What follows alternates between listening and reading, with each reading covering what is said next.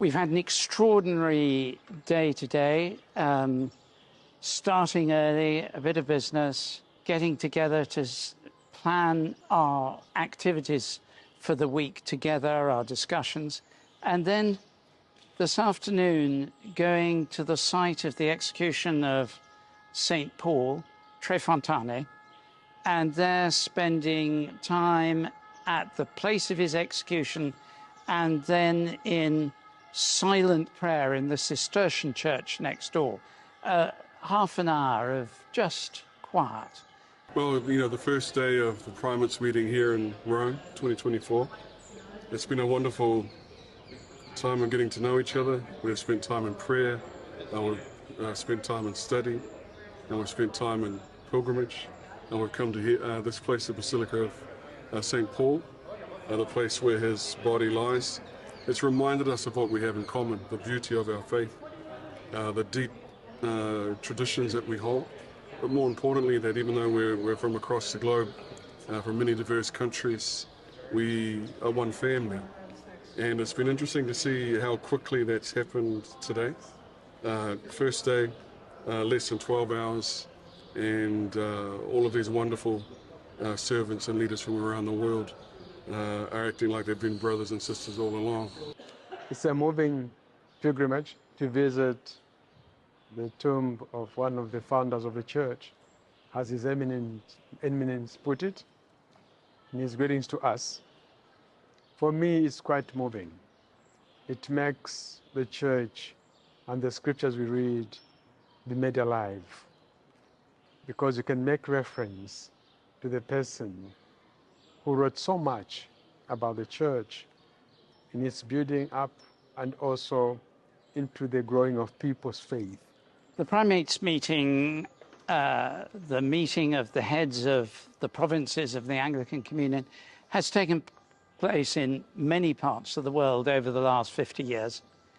But this is the first time we've been to Rome. And it makes it a historic Primates Meeting. And we picked Rome because it is the symbol of the place which sent St. Augustine of Canterbury out in 597 to begin the Anglican Church in England, which then spread around the world after the Reformation.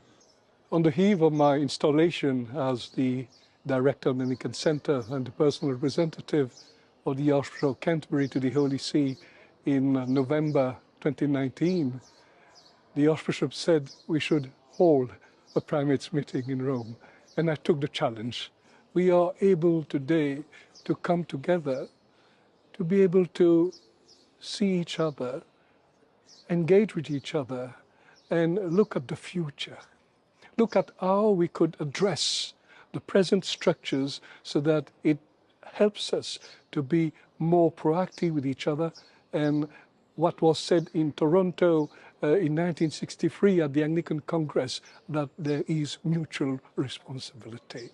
And the Anglican Centre being a place of hospitality, a place of encounter, a place of prayer, is also a place where we can bring about our grievances, our differences, but bring it with a spirit of forgiveness.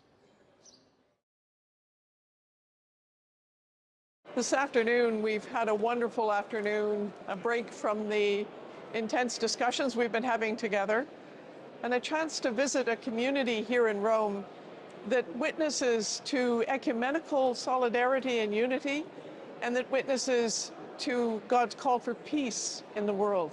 The Primates this afternoon visited St. Egidio, full of volunteers, doctors, specialists, lawyers, social workers, and they move from condemning poverty, inequality and exclusion into doing something about it. But what is so wonderful about this community is it seems to me to be centred on two things.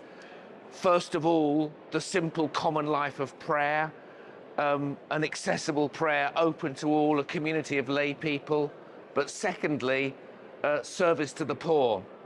We also listened this afternoon to three of our own members share a little bit about where we are struggling and working with reconciliation and serving the poor and those in most need in our communities. And then tonight to come here into the church and to pray together, to simply listen, even in Italian.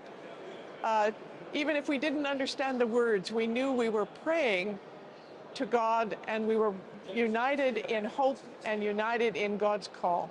Today has been a very, very humbling day to see the church as I believe the church is meant to be, a community of prayer, a community that serves the poor.